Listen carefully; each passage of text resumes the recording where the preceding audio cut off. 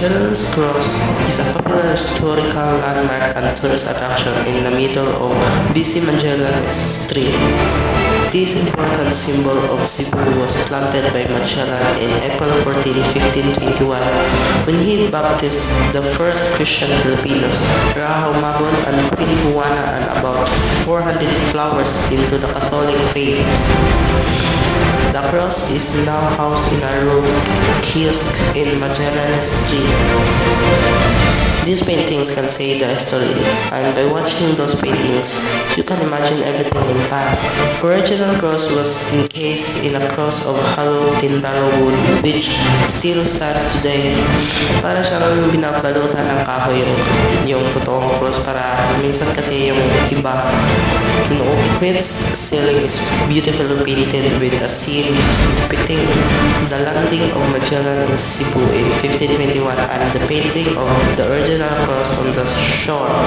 Among the devotees, it is an old practice to drop coins or light candles at the foot of the cross.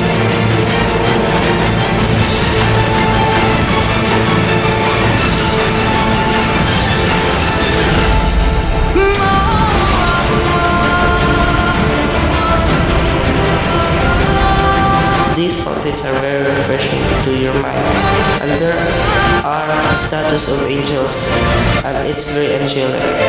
You can wish in the fountains and throw coins on it.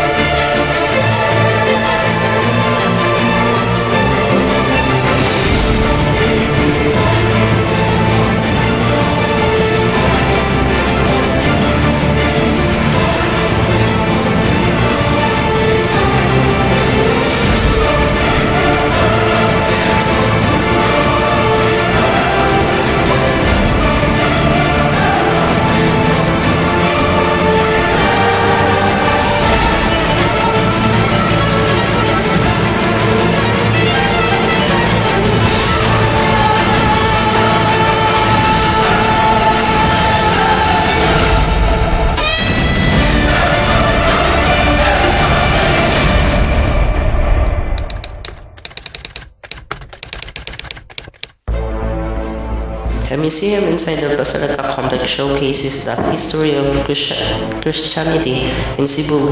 Antique relics are on display, including century-old furniture, priestly investments, and the Santo Niño's old globe, donated by individuals over the centuries.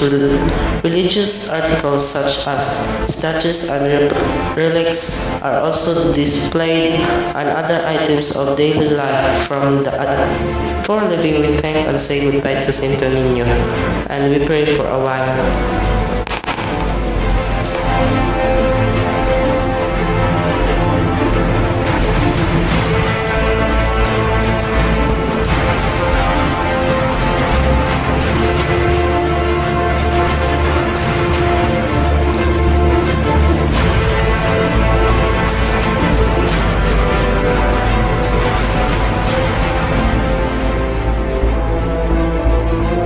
Jacinth Convent.